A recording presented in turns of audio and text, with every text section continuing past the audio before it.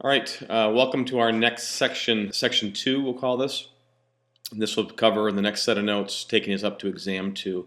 And we're basically going to transition from radio to television. So this whole next section is going to cover television, cover a couple of the pioneers in television, cover some technology, talk about the programming and the big players basically in the television industry from its conception to basically to where it is today.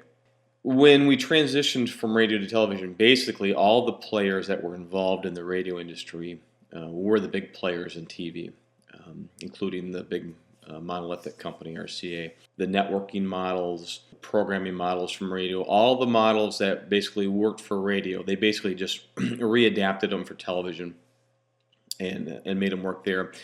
We had a major spurt in the technology of television between World War I and World War II, and we'll get into more specific dates coming up, but just to kind of give you a sense of the dates of World War I and World War II, we're talking between 1919 and 1939. So kind of once radio got going, we saw the technology starting to grow and starting to manifest into the TV world and really come to fruition. And we had two major technology people, if you will, involved in television.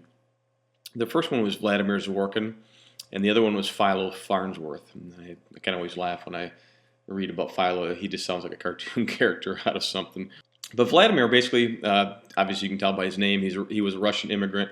He came into the United States in 1919 and joined Westinghouse Laboratories out of Pittsburgh. And again, we'll see this RCA company getting involved in a lot of things like we did in radio, but Westinghouse was owned by RCA. In 1923, Vladimir basically invented something called the iconoscope tube, and really it was the first way to break up an image and then reassemble it at a TV set somewhere in the world or somewhere in the country. So he was experimenting with this. Quality was really, really poor. It didn't really work very well. He did a lot of other experimentation. In 1929, he came out with something called the kinescope tube or the cathode ray tube, which produced a higher quality TV picture. Kind of using the same technology, they had to figure out a way to break up a television image, transmit it, and then reassemble it at the television end. By the end of 29, he joined RCA. So he left Westinghouse, even though Westinghouse was owned by RCA, but he joined Westinghouse to basically improve on his television system, to try to make it a better system. RCA obviously saw the potential in television, at least in the early stages, and so they basically wanted him to work directly for them. Philo Farnsworth, obviously, on the other side, was a sheep farmer from Utah. I guess he was just tired of farming sheep in Utah, and so he decided to come up with the idea of creating a television system. But similar to what Zworykin was doing, Farnsworth was working on a similar scheme to break down the TV image, transmit it, and then reassembling it. And he created something called the dissector tube. And by the age of 20, he was the first person to create an all-electronic TV image based on the principle of interlaced scanning. Highlight that in your notes.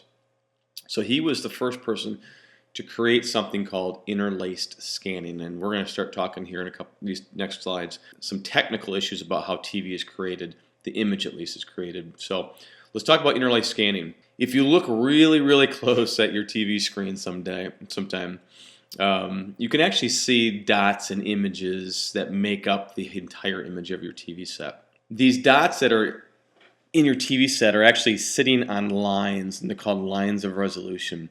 So interlaced scanning, what it does, activates or turns on the lights on all the odd lines first. So 1, 3, 5, 7, 9, 11, so forth. And it just goes all the way through. Depending on how many lines of resolution your TV set has, it does all the odd lines first. And at the end of the last odd line, it then goes back and starts illuminating the even lines.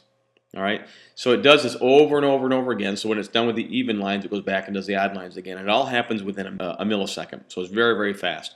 And so that's the refresh rate. How often or how quickly that refresh rate happens gives you a better image quality as well. Because by the time it's done scanning all the odd or the even lines, the odd lines are starting to fade away or turn off. So when it's done with the even, it goes back to the odds, scans those, and the process continues over and over again, giving you a pretty nice picture. And so that's what Philo created. He created a method to do interlaced scanning. The counterpart to interlaced scanning is something called progressive scanning. Now, progressive scanning is a much higher quality picture quality, and it basically does all the lines in order: 1, 2, 3, 4, 5, 6, 7, 8, 9, 10, and so forth. And when it's done with the 500th line or 600th line of resolution, it goes back and does 1, 2, 3, does them all in order.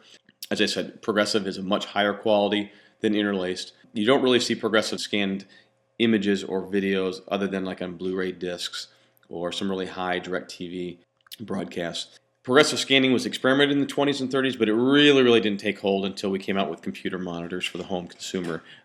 All your computer monitors were originally, and still are, progressive scanned. And now we're seeing progressive scanned TVs, obviously, in numerous numbers when you buy them. So when you're buying a TV set, and you see the TVs, it's called 1080i. The I stands for interlaced scanning. So if you have two TV sets sitting next to each other, one's 1080i and one's 1080p, P meaning progressive, the progressive scan TV set will give you a much higher quality than the interlaced set. So a lot of times you'll find interlaced scanning TV sets that are at Best Buy or whatever, they're a lot cheaper, and that's because progressive scans are a lot better quality. During Philo's and Zworykin's life, they were both engaged in a number of patent fights because obviously they were working on the same sort of technology. In 1927, Farnsworth was basically the first inventor to transmit a TV comprised of 60 horizontal lines. Now that's not very much, but at least it produced a picture, and he was the first inventor to do this. Once the TV industry came around and people had TV sets in their homes and so forth, it was standard television. The standard television image eventually became 525 lines. So you can see what it ended up being, 525, to what he started with at 60 was very archaic as far as image quality goes, but at least he was able to do it, and he did it successfully. What he transmitted for the first time was an image of a dollar sign. Kind of ironic, I think, because obviously TV was a huge, and still is a huge moneymaker. As I said, Zworykin and Farnsworth were engaged in a lot of patent battles and so forth. But basically, Zworykin at the end agreed to pay Farnsworth for the rights to integrate Farnsworth's inventions into Zworykin's inventions and come up with a modern TV camera and receiver. So it was a joint effort, a financial gain for Farnsworth, obviously, but it was the marriage of both the technologies that gave us the modern TV camera and the modern TV receiver, and a receiver is actually a TV set. Let's jump in. We talked about the age of radio in the last set of notes. We're going to talk about the age of TV and a couple things in here.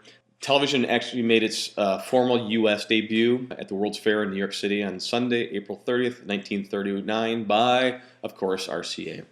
So, again, remember, Vladimir was working for RCA, and Vladimir basically paid Farnsworth to use his inventions and his technology, and so RCA debuted it at the World's Fair. The opening address at the World's Fair was made by NBC's David Sarnoff and was televised and began their regular scheduled broadcast. So this was the opening debut of television on network TV, and it was by NBC. NBC's schedule consisted of about 2 hours of broadcasting each day in the afternoon and about an hour or so in the evening. And it wasn't an hour of news. I think the original was like maybe 10 minutes of news for national news and then 10 minutes of local news. But you can see that they really didn't have a lot of content to show. So the airtime was very limited.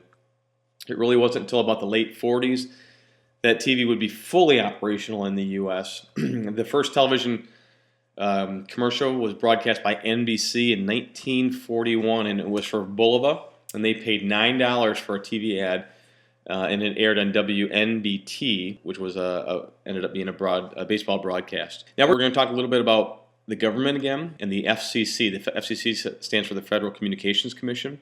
Prior to the FCC, it was the FRC, which we talked about in the radio notes. The Communication Acts of 1934 basically created the FCC, and it was an act to provide regulation of interstate of foreign communications by wire or radio or for other purposes. So they really didn't know, after radio and then the invention of television, they really didn't know what else was going to come down the road. So they put this wording in there, and for other purposes, just to kind of cover themselves. It combined the federal regulation of telephone, telegraph, and radio communications along with television.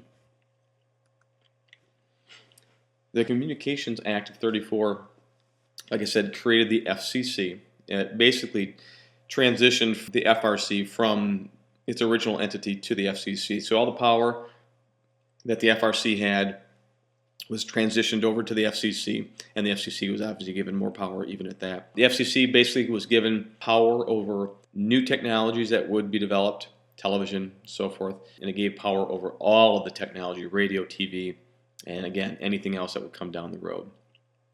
Now, TV was really gaining a lot of strength, a lot of steam, especially after the World's Fair debut. But we had some things happen in the country and in the world that basically delayed television, at least delayed the start or the real start of television.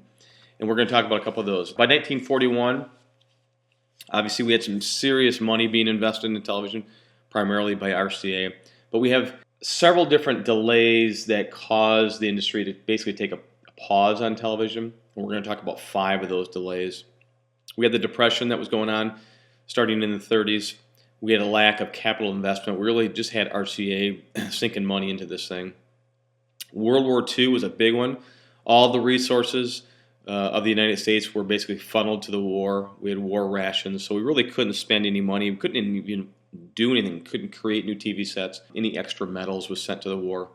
We had a lack of TV standards. Now, obviously, many of you don't know what that means, but when Philo was creating his thing and Vladimir was creating his and RCA eventually created theirs, there was no set standards. Was it 60 frames or 60 lines with 120 lines? No one really thought about creating a standard so everybody would be the same, because the problem was back then, if you created a TV technology that was based on 60 lines of resolution and you created a television set that only saw 30 or only saw 100, they couldn't see the 60. So they had this, why would you buy a TV set if you couldn't see the TV picture? So they had a lack of TV standards, which eventually the FCC, and we'll talk about that later in notes, corrected that.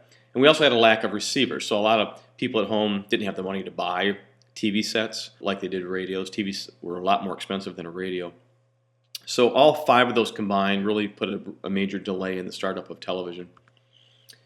By 1940, RCA announced a plan to set up a production of receivers using the Radio Manufacturers Association, or RMA standards. So now all of a sudden we see a company, not the government, but a company seeing the need to come up with some kind of a standard production element, if you will.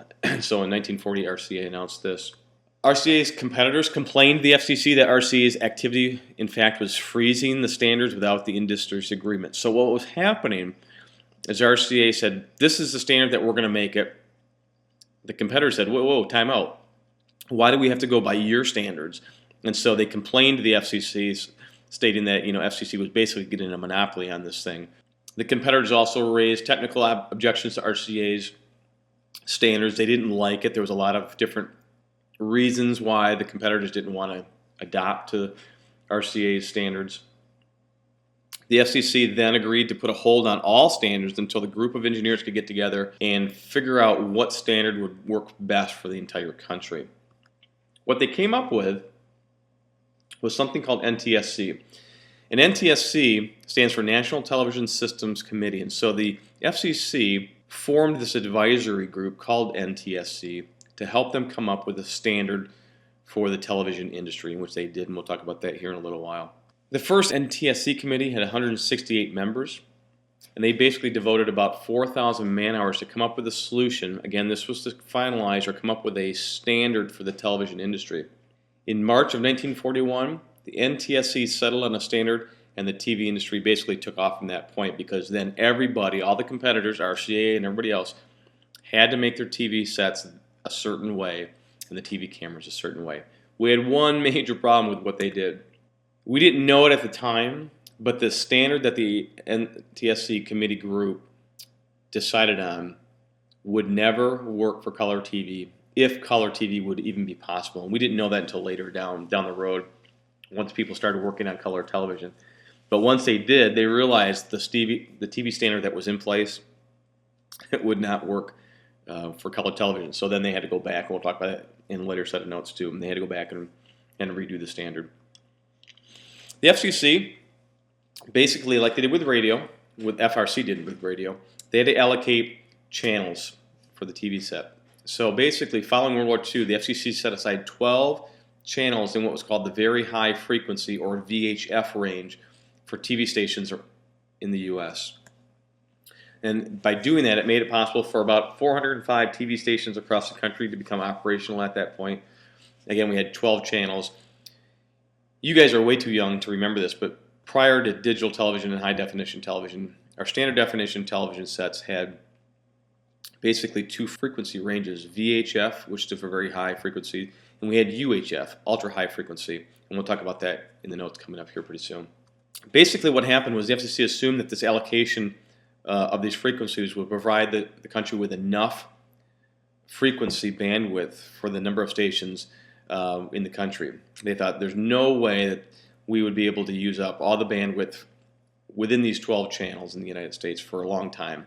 But once TV took off, once we saw how popular TV sets were, and once we saw how influential TV programming became and how much the consumers wanted television and the demand was such a high rate, that this assumption by the FCC proved to be wrong. And so we'll see in a later set of notes where the FCC had to go back and reallocate more, and then that's kind of where the UHF comes into play, and we'll talk about that later too as well.